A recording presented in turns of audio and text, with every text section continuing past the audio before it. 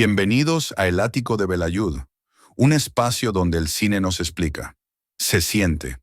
Aquí no encontrarás verdades absolutas ni discursos académicos. Lo que comparto es mi forma de mirar, de dejarme atravesar por una historia, por una imagen, por una emoción que a veces cuesta poner en palabras. Sé que no todos estarán de acuerdo, y está bien. Hay quien busca otra cosa, quien no conecta, quien incluso decidan dejar el vídeo. Pero este canal no nació para gustar a todos, sino para hablar desde el corazón, con respeto, con pasión, con cicatrices a la vista. Cada película que traigo aquí es una experiencia vivida, no una lección. Y si tú también sientes que el cine puede doler, sacudir o incluso sanar, entonces estás en el lugar correcto. Gracias por subir una vez más a este ático. Empezamos.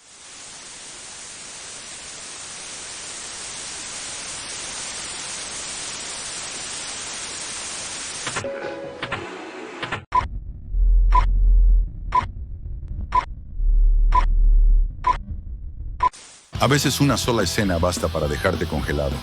Una puerta que se abre, una mirada cargada de rabia, una frase dicha al oído antes del acto más brutal. Y de pronto, te das cuenta de que estás frente a algo más que una película. Estás ante una verdad incómoda, feroz y necesaria. American History X, 1998, dirigida por Tony Kaye, no es simplemente un drama sobre el racismo. Es una disección abierta del odio, la radicalización, el peso del entorno y la posibilidad, mínima, dolorosa, pero real, de redención. Un film que no da tregua, que no suaviza el mensaje para que lo digieras con facilidad, sino que te lo lanza como un ladrillo directo al pecho. En el centro de todo está Derek Vinyard, interpretado por un descomunal Edward Norton, que se mete en la piel de un joven inteligente, pero envenenado por el extremismo. Tras el asesinato de su padre, un bombero que muere en un barrio mayoritariamente afroamericano, Derek encuentra en la ideología neonazi un canal para su rabia. Carismático, articulado y profundamente herido, se convierte en el líder de un grupo supremacista que impone el miedo en su comunidad. Pero la violencia no se detiene, y tras una noche de horror y venganza, Derek termina en prisión, y allí empieza, de verdad, la película. El relato avanza entre el presente, en color, y el pasado, en un blanco y negro frío como el mármol. La estética no es solo un capricho visual.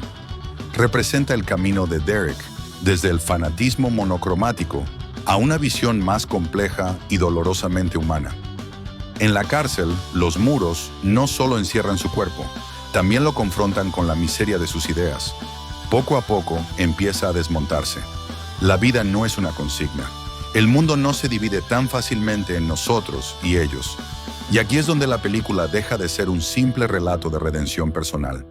Porque al salir, Derek se enfrenta a su hermano menor, Danny, interpretado con fuerza por Edward Furlong. Danny lo idolatra. Ha recogido su discurso como si fuera una herencia familiar.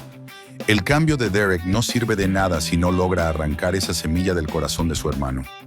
¿Te está removiendo este viaje tanto como a mí? Entonces, haz que este contenido llegue más lejos. Dale like, suscríbete a El Ático de Belayud y déjame tu comentario. La reflexión se construye entre todos. Gracias. ¿Continuamos? Lo más doloroso de American History X es que no ofrece ninguna garantía. El esfuerzo por cambiar no siempre basta. Las cicatrices no desaparecen. La violencia no espera. El final del film, sin spoilers, es un disparo seco, un recordatorio brutal de que el odio no se esfuma solo porque uno se arrepienta. La historia no se resuelve con palabras bonitas, sino con decisiones difíciles y a veces demasiado tarde.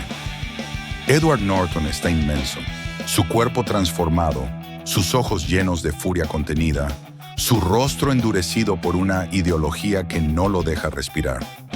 Es un papel que lo marcó para siempre y que, según se sabe, también le trajo conflictos con el director, al involucrarse en la edición final del film. Tony Kaye incluso renegó de la versión que llegó a los cines, lo que no impidió que la película se convirtiera en una obra de culto.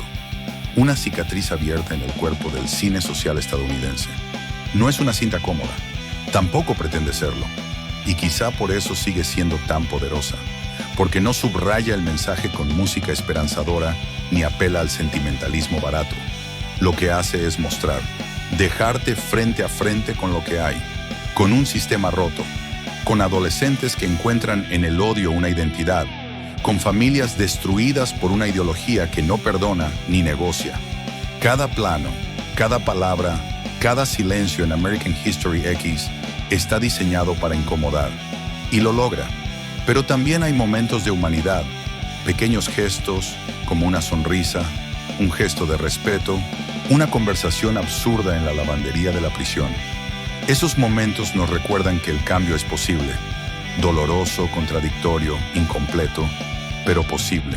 Y eso es lo que más duele. Saber que a veces, cuando finalmente alguien logra dar ese paso, el mundo no está listo para perdonar. O peor aún, no está dispuesto a dejarlo seguir adelante. American History X es cine con cicatrices. Y precisamente por eso, cine imprescindible.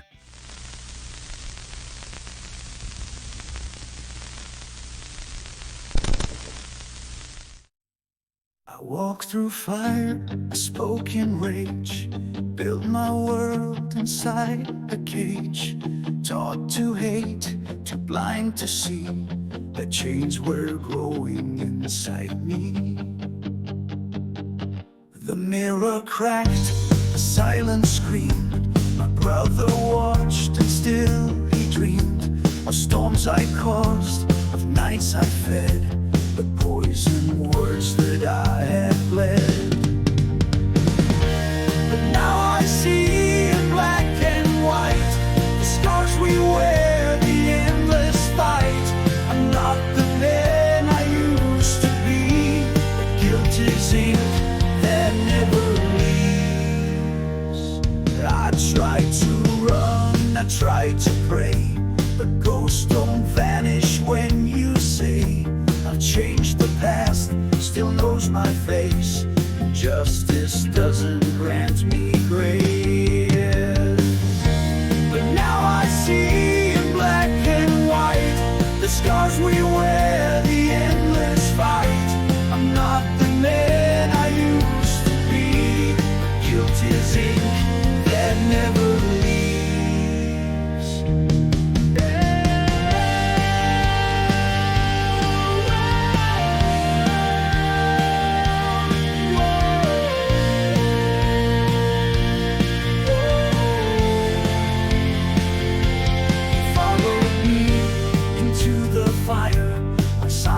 Built his funeral pyre.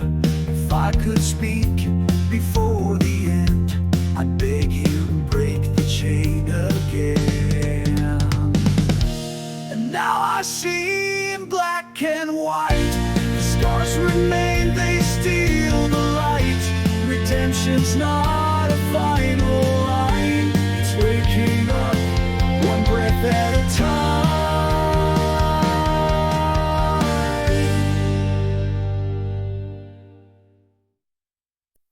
Si te ha conmovido tanto como a mí, suscríbete a El Ático de Belayud, deja tu comentario y comparte este video, porque mientras más voces reflexionen, menos espacio habrá para el silencio del odio.